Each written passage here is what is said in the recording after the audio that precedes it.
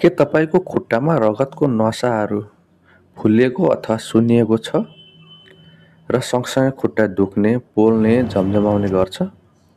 के तपाईँलाई भेरिकोज भेन भएको छैन?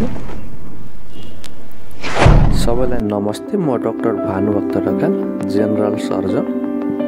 आज म हजुरहरू समक्ष भेरिकोज भेन भनेको के हो यसको विषयमा छलफल गर्न गइरहेको छु।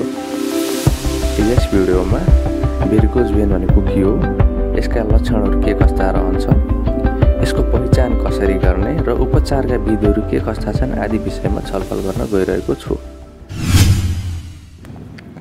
सामान्य भाषामा भन्नुपर्दा भेरिकोज भेन भनेको हाम्रा खुट्टाका बाहिरी तहका नसाहरू जसलाई शिरा भनिन्छ, ती शिराहरू सुनिनु र गुजल्टिनु हो।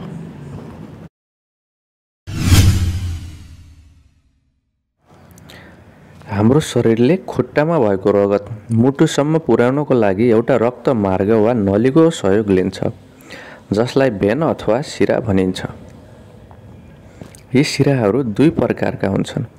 एक सुपरफिसियल भेनस सिस्टम अथवा बाहिरी शिराहरू, दोस्रो डिप भेनस सिस्टम अथवा भित्री शिराहरू।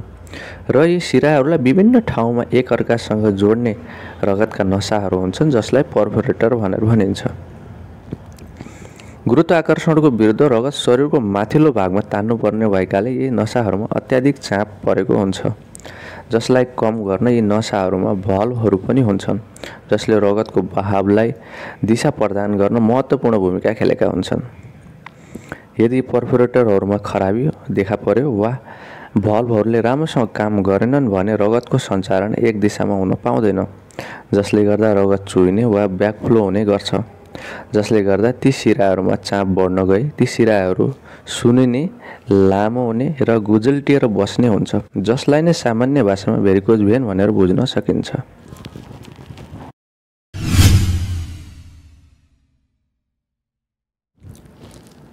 भेरिकोज भेन हुनुको पछाडि विभिन्न कारणहरू रहन सक्छन्। उदाहरणको लागि जेनेटिक कारण। कुनै पनि परिवारको पुर्खालाई यदि भेरिकोज भेन छ भने सन्ततिहरूमा पनि भेरिकोज भेन देखिने सम्भावना बढिरहन्छ। उमेर बढ्दै जाँदा उमेर अनुसार भेरिकोज भेनको प्रिभेलेन्स पनि बढ्दै जान्छ। यदि महिला र पुरुष बीचमा यसको प्रिभेलेन्सलाई तुलना गर्ने हो भने पुरुषभन्दा महिलाहरूमा भेरिकोज भेनको प्रिभेलेन्स बढिरहेको पाइन्छ। सर्टेन परिवारहरू अथवा एथनिक ग्रुपहरूमा यसको प्रिभेलेन्स हाई रहेको पाइन्छ। लामो समयसम्म उभिएर काम गर्नुपर्ने जागिरहरू जस्तै वेटरहरू, कुकहरू, बार्बरहरू आदिमा भेरिकोज भेनको प्रिभेलेन्स बढिरहेको पाइन्छ। गर्भवती महिलाहरूमा विशेषतः पेटमा प्रेसर बढ्न गई नसाहरू च्यापिएको कारणले गर्दाखेरि भेरिकोज भेन हुने सम्भावना बढिरहन्छ।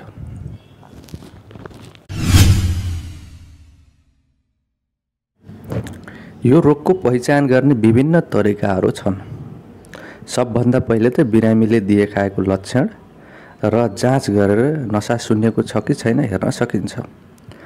र भेरिकोज भेन भएको हो कि होइन भनेर हेर्नको लागि विभिन्न जाँचहरू गर्न सकिन्छ, जस्तै टर्निकेट टेस्ट। अहिलेको समयमा यो टेस्ट खासै प्रचलनमा पाइँदैन र यसको सट्टामा इजिली एभाइलेबल अर्को टेस्ट छ, जसलाई भेनस डप्लर भनिन्छ। यो एक प्रकारको भिडियो एक्सरे हो जसमा नसाहरू कतिको फुलेको छ, पर्फोरेटरहरूले काम गरेको छ कि छैन अथवा अन्य केही समस्याहरू छ कि छैन भनेर जाँच गरेर हेर्न सकिन्छ।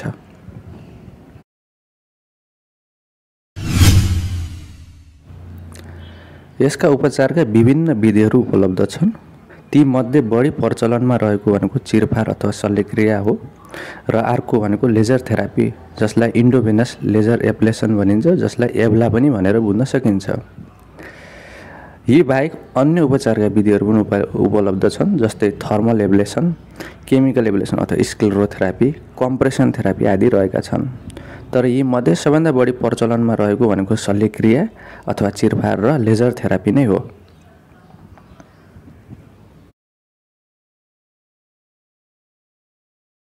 यदि यो रोगको समयमा उपचार गरिएन भने समस्या थप जटिल हुँदै जान्छ। नसाहरू थप फुलिँदै जान्छन्।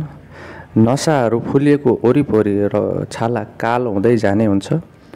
छालामा एलर्जी अथवा एक्जिमा हुन सक्छ, इन्फेक्सनहरू हुन सक्छ, अल्सर अथवा घाउहरू देखा पर्न सक्छ, ब्लिडिङहरू हुन सक्छ अथवा अन्य विभिन्न कम्प्लिकेसनहरू पनि देखा पर्दै जान सक्छन्। आज हामीले यस भिडियोमा भेरिकोज भेन भनेको के हो, यसका कारणहरू के कस्ता रहन्छन्, यसका लक्षणहरू के कस्ता रहन्छन्, यसको पहिचान कसरी गर्ने र उपचारका विधिहरू के कस्ता छन् आदि विषयमा छलफल गर्यौं। यदि हजुरहरु समक्ष यस्तै समस्याहरू छ अथवा थप जिज्ञासाहरू छ भने कमेन्ट गर्न सक्नुहुनेछ र त्यसलाई सम्बोधन गर्नको लागि थप भिडियोहरू म लिएर आउने छु। आजको लागि हस्त धन्यवाद।